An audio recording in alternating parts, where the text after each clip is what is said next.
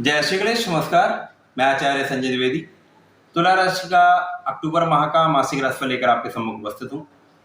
अक्टूबर माह तुला राशि के लिए किस प्रकार का रहेगा, किस प्रकार के लाभ मिलेंगे, कौन सा भाव अत्यंत प्रबल हो रहा तथा कहाँ पर समस्या आ सकती है, संपूर्ण विश्लेषण में करने जा रहा हूं। ये मासिक राशिफल आपके चंद्र राशि पर आधारित है।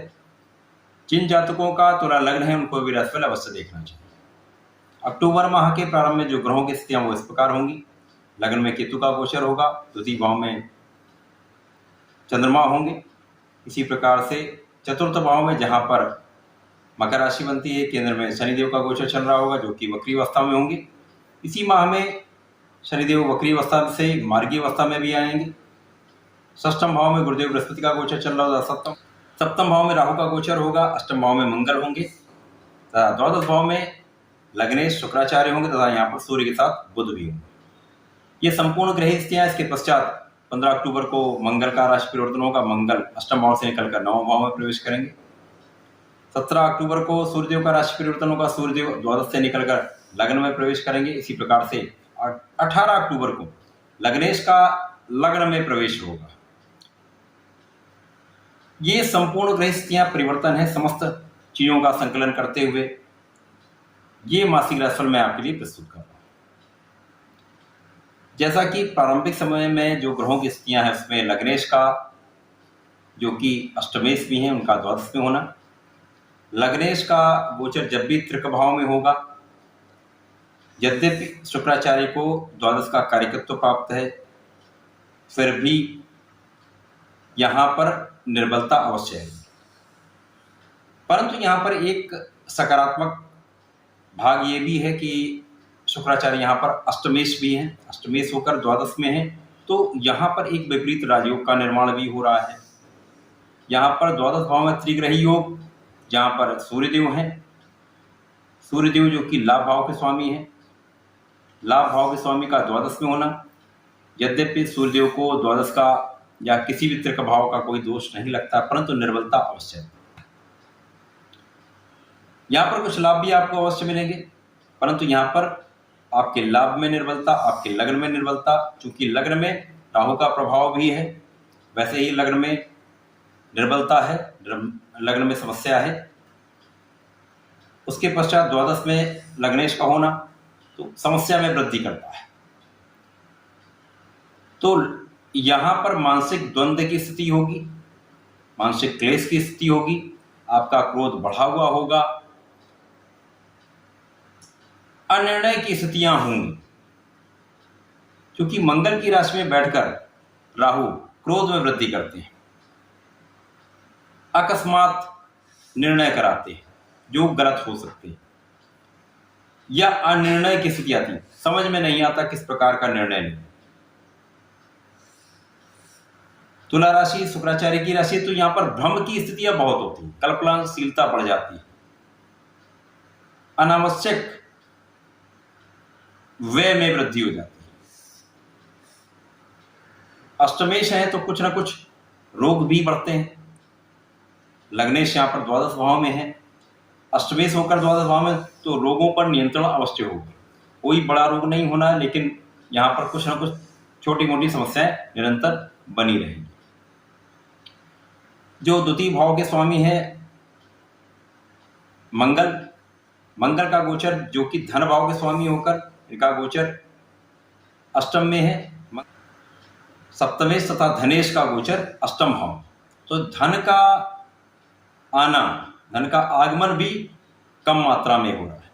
धन का संचय तो बिल्कुल नहीं हो रहा है। परिवार के सदस्यों के बीच में संबंध भी बहुत अच्छे नहीं है, कहीं ना कहीं वाद विवाद की स्थिति बनी हुई है।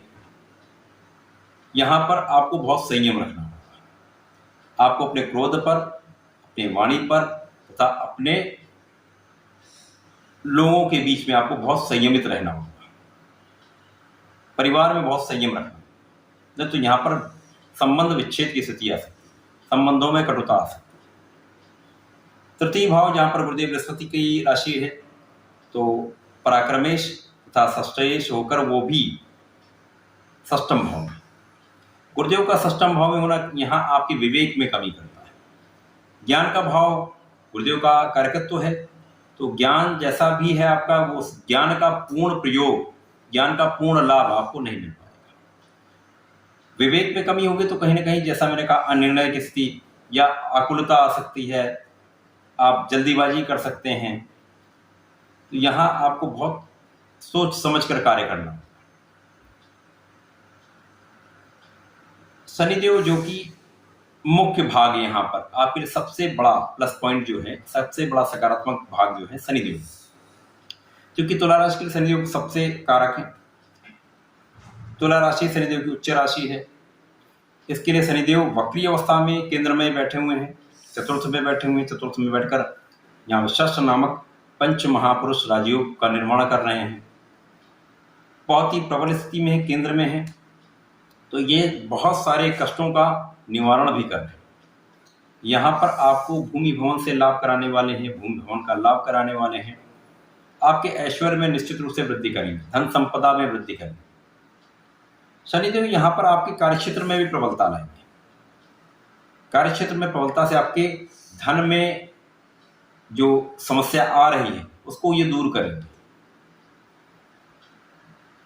तो कहीं ना कहीं शनिदेव यहाँ पर बहुत बैलेंसिंग सिचुएशन बना रहे हैं। शनिदेव जब चतुर्थ में होंगे, यहाँ पर माता पिता के साथ दूरी संभव है, यहाँ पर आपस में मतभेद संभव है, परंतु आपको यहाँ पर कार्यक्षेत्र में प्रगति अवश्य होगी, या कार्यक्षेत्र के कारण आपको बाहर जाना पड़ सकता है, व्यापार के कारण आप बाहर जा सकते हैं। शनिदेव की दृष्टि का प्रभाव आपके षष्ठम भाव पर होगा, तो यहाँ पर पीठ पीछे शत्रु बनेंगे, छोटे मोटे रोग हो सकते हैं, ऋण की मात्रा बढ़ सकती है। परंतु यहाँ पर षष्ठम के स्वामी गुरुदेव का होना ये आपके लिए बहुत सकारात्मक भाग है। उसके पश्चात सूर्यदेव की दृष्टि का, लग्नेश की दृष्टि का प्रभाव षष्ठम पे होना, यहाँ पर जो बुध आपके भाग्य के स्वामी हैं उनका द्वादश में होना, तो त्रिग्रही योग का आपके षष्ठम पे दृष्टि प्रभाव आपको शत्रुहंता बनाना है। तो शत्रुओं का हनन निश्चित रूप से होगा, आप अपने ऋण पर नियंत्रण भी पाएंगे, रोगों से मुक्ति पाएंगे। यहाँ पर ये निश्चित है, रोग होंगे परंतु आप उनसे मुक्ति भी पाएंगे। यहाँ आपको ऋण देने से बचना है। यदि आप ऋण देने से बचते हैं तो आपका धन बचा रहे। अब जो सप्तमेश है वो अष्टम में है, तो कहीं ना कहीं यहाँ पत्नी का या पति का, जीवन साथी का स्वास्थ्य भी निर्भर होता है, साझेदारी का भाव निर्भर होता है। साझेदारी से आपको लाभ नहीं मिलेगा या विवाद हो सकता है, वहां पर वाद विवाद के कारण कानूनी समस्याओं का होना हो सकता है। परंतु सूर्यदेव का द्वादश में होना यहाँ आपको कानूनी समस्याओं में विजय प्राप्ति अवश्य करेगा। 100% आप यहाँ विजयी हैं। आपको विदेश व्यापार से लाभ मिलेगा। आपको बाहरी देशों से, दूर देश जाकर वहां आप लाभ कमा पाएंगे। आप विदेश में जाकर अध्ययन कर पाएंगे। यदि विदेश से व्यापार करते हैं या विदेश से आपका लिंक है कहीं पर जिससे आप धन का अर्जन करते हैं, उसमें आपको लाभ होगा। यहाँ वैवाहिक संबंधों में मधुरता रहे। आपके कहीं न कहीं यहाँ पर गुरुदेव बृहस्पति तथा शुक्राचार्य का आपसी दृष्टि प्रभाव आपके विलासिता में भी आपको नियंत्रण दे रहा है, क्योंकि यहाँ पर ऐश्वर्य विलासिता में वृद्धि का योग बनता है, परंतु यहाँ पर गुरुदेव की दृष्टि का प्रभाव यहाँ पर नियंत्रण रखता है। जैसे ही मंगल का राशि परिवर्तन होगा, मंगल नवम भाव में प्रवेश कर जाएंगे, तो यहाँ पर अब आपके भाव में, नवम भाव में प्रबलता आना प्रारंभ हो जाए। क्योंकि यहाँ पर जब मंगल पहुंचे तो इनकी दृष्टि का प्रभाव द्वादश पे होगा, जो कि भाग्य के स्वामी पर दृष्टि होगी, तो यहाँ आपका भाग्य प्रबल होना प्रारंभ होगा। इसी प्रकार से आपका पराक्रम बढ़ने लगेगा, आपके मित्रों का, भाइयों का या परिवारजनों का सहयोग मिलना प्रारंभ होगा। आपकी जो चतुर्थ भाव पर दृष्टि यहाँ पर मंगल के कारण होगी, जैसे शनिदेव वहां पर है, तो शनिदेव उसके भाव में प्रबलता लाए, तो यहाँ पर आपको वाहन या भूमि का लाभ भी मिल सकता है। सूर्य का राशि परिवर्तन होगा, सूर्यदेव द्वादश से निकलकर लग्न में प्रवेश करेंगे। जब भी सूर्य का लग्न में प्रवेश होता तो ये निश्चित रूप से बलशाली स्थिति होगी, परंतु यहाँ पर ग्रहण योग बनेगा। सूर्य अपनी नीच राशि में प्रवेश करेंगे तो कुछ प्रारंभिक समस्याओं के साथ यहाँ पर आपको लाभ अवश्य मिलेगा। आपका प्रभुत्व बढ़ेगा, यश और अपयश दोनों की स्थितियों के साथ होगा।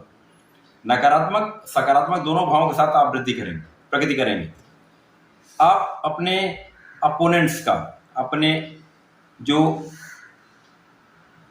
व्यापार में या आपके कार्य क्षेत्र में जो भी आपके कॉम्पिटिटर हैं, उनको आप किसी भी प्रकार से यहाँ पर आप पीछे करेंगे, आप आगे बढ़ेंगे। येन केन प्रकारेण की स्थिति आपके साथ है और आप उससे आगे निश्चित रूप से बढ़ेंगे। शुक्राचार्य का 18 अक्टूबर को राशि परिवर्तन हो जाएगा। शुक्राचार्य लग्न में प्रवेश करेंगे। अब यहाँ स्थिति आपकी बहुत प्रबल होने वाली, क्योंकि लग्नेश का लग्न में प्रवेश लग्न को बहुत बल देता है। यद्यपि यहाँ पर राहु का प्रभाव होगा, तो यहाँ पर आपको अपने मन पर, अपने चंचलता पर, अपने कल्पनाशीलता पर, अपने चरित्र पर नियंत्रण रखना। बाकी यदि आप ऐसा कर लेते तो यहाँ पर आपको धन का प्रचुर लाभ मिलेगा, क्योंकि यहाँ शनिदेव के साथ चतुर्दशम का संबंध बनेगा। सूर्य लग्न में होंगे, आपका प्रभुत्व बढ़ाएंगे, आपका यश बढ़ाएंगे, आपको धन का प्रबल लाभ मिलना प्रारंभ हो जाएगा, क्योंकि धनेश भी भाग्य भाव में पहुंच चुके। तो प्रारंभिक समय में कष्ट के साथ माह का प्रारंभ होगा, परंतु 15 अक्टूबर के बाद से जैसे जैसे ग्रहों की स्थितियां बदलेंगी, आपके जीवन में परिवर्तन प्रारंभ हो जाएगा। आपको धन का, यश का, सम्मान का, ऐश्वर्य का लाभ मिलना प्रारंभ हो जाएगा। परंतु आपको अपने क्रोध पर, अपने विलासिता पर तथा अपने चरित्र पर बहुत नियंत्रण रखना होगा। तो ऐसा करें, क्योंकि तुला राशि ऐश्वर्य की राशि है, शुक्राचार्य की राशि है। यहां पर आपको नियमित रूप से श्री हरि की शरण में रहना चाहिए, उनके मंत्र का जाप करना चाहिए। यदि इस समय पे आप गणेश स्तोत्रम का, शंकरनाशन श्री गणेश स्तोत्रम का पाठ कर लेते हैं, तो आपके संकटों का अंत भी होगा, आपको अपने ऊपर नियंत्रण भी होगा। तो ऐसा करें, इसका लाभ लें। धन्यवाद, नमस्कार।